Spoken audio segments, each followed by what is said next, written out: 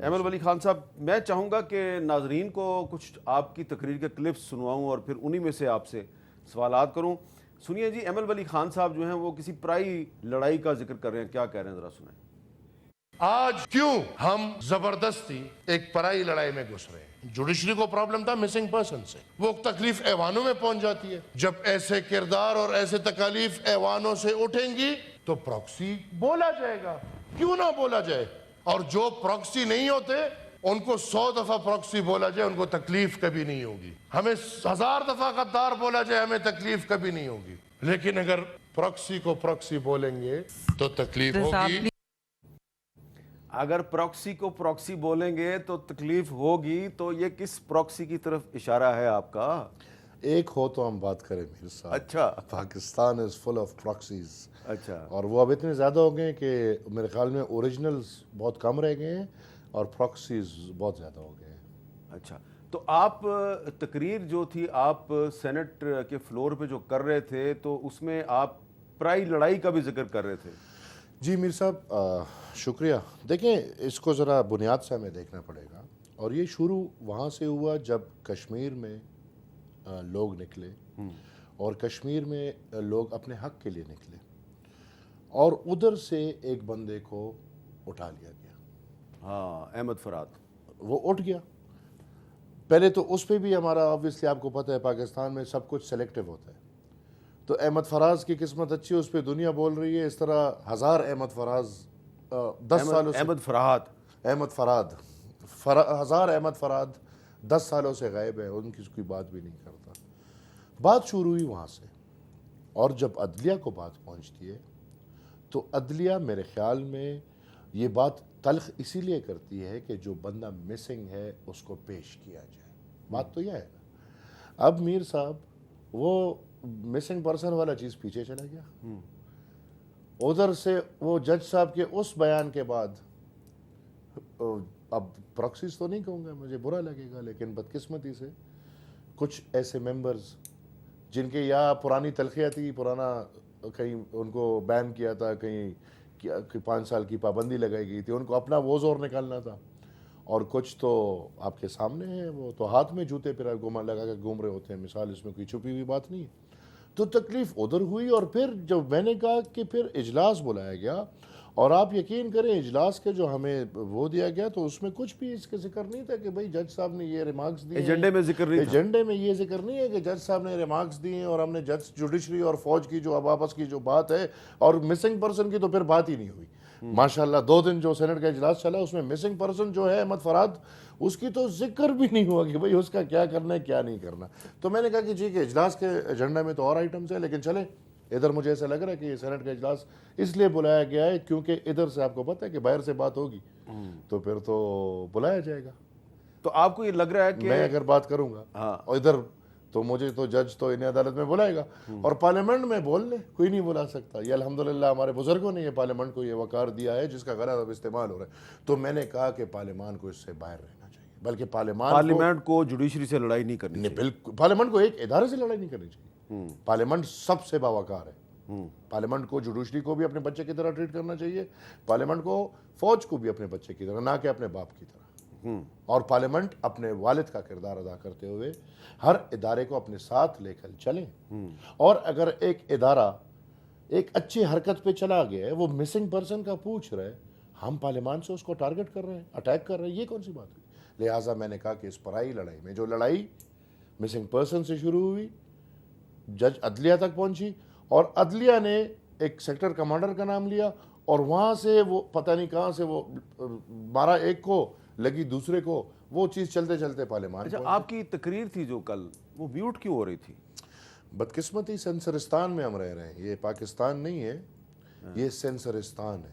اچھا، اور ادھر زوراور کو سچ سننے کی بھی عادت ہے۔ لیکن اگر پارلیمنٹ کے ایوان بالا کے ایک ممبر کی تقریر جو ہے وہ اگر سینسر ہو رہی ہے یا میوٹ ہو رہی ہے، تو یہ آپ کے پریویلیج جو ہے آپ کا استحقاق ہے, اس کی خلاف ورزی نہیں ہے؟ مکمل. میں سینٹ میں بھی اس کے بارے میں جو بھی کر سکتا ہوں میں کروں گا, اور میں یہ آپ کے ذریعے پورے قوم کو یہ بات ڈالنا چاہ رہا ہوں, اور میں اپنے senate floor of the house پہ بھی یہ بات کروں گا کہ میں ایز اے پرسن, ٹھیک ہے, ایمل ولی از نتھنگ, لیکن سینٹ میں ایک سینیٹر ایک بات کر رہا ہے, وہ بات ایسے بھی نہیں ہے کہ خدا نخواستہ اس میں کوئی گالم گلوچ ہے, اس میں کوئی خدا نخواستہ بلو دا بیلٹ بات ہے, آئین اور قانون کے مطابق ایک بات ہو رہی ہے, اور اس میں کچھ ایسا بھی نہیں ہے کہ چیئرمین ایکسپنج کر رہا ہو.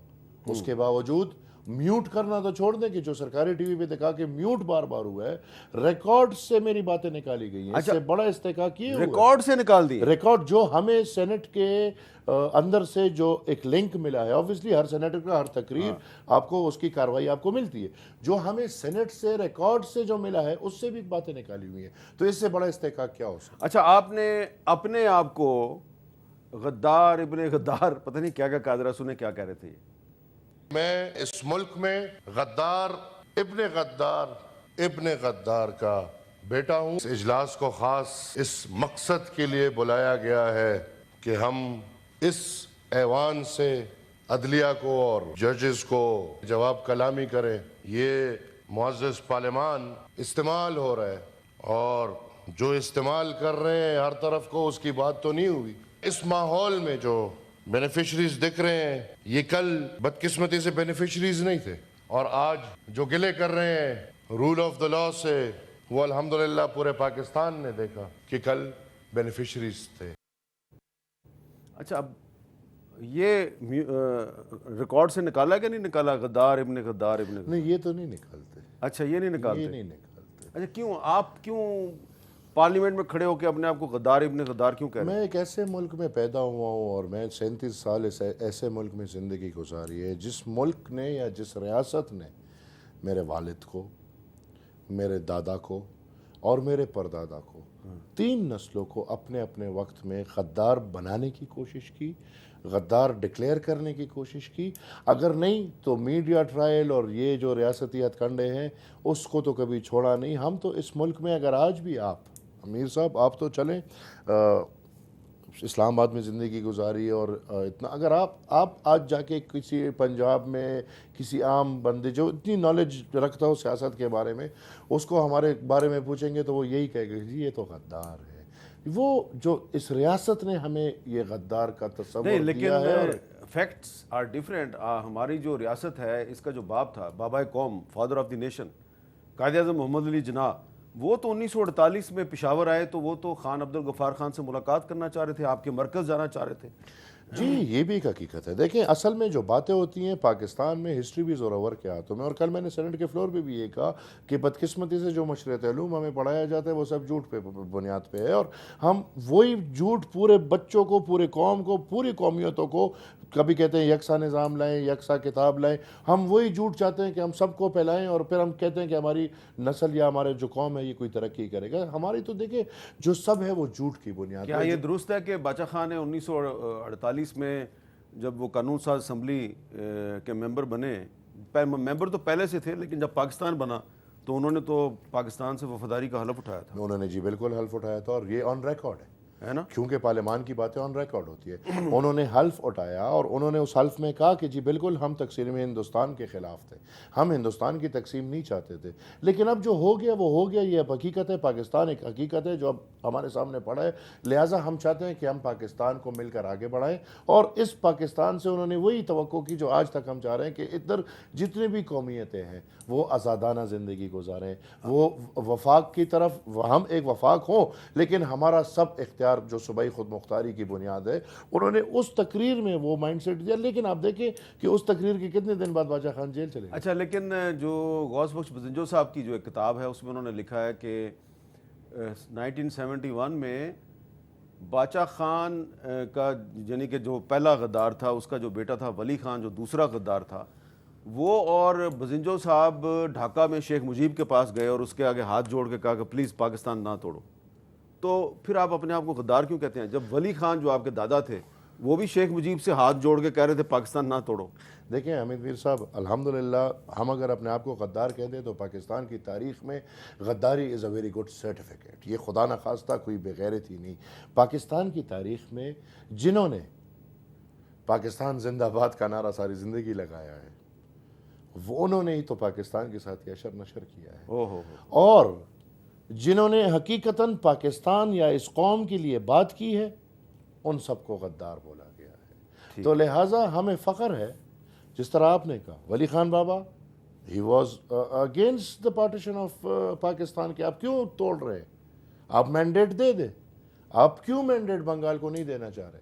مینڈیٹ کی بات ہوئی نا، تب بھی مینڈیٹ تھا، پاکستان ہم سے کیوں الگ ہوا، بنگلہ دیش کیوں آزاد ہوا؟ کیونکہ ہم تب بھی مینڈیٹ نہیں مان رہے تھے۔ اور سیاستدان تو وہ سیاستدان ہوتے ہیں جو ہر کسی کی مینڈیٹ مانے، یہ نہیں کہ میرا ہو تو میں مانوں، نہیں ہو تو میں نہ مانوں۔ اور میں نے کل فلور آف دا ہاؤس پہ یہ کہا کہ ہمیں اس وقت سے یہ ہے کہ بھائی پنجاب پاکستان ہے اور پاکستان پنجاب ہے۔ اس وقت یہ تھا کہ یہ پورا پاکستان ویسٹ اور ایسٹ، تو پنجاب اس میں آ رہا تھا۔ لہٰذا اگر کوئی میرے سے یہ کہتا ہے کہ سندھ کی بات تھی یا کس کی بات تھی، تو بات، لیکن آج تو ایمل ولی خان بلوچستان سے سینیٹر منتخب ہوا ہے۔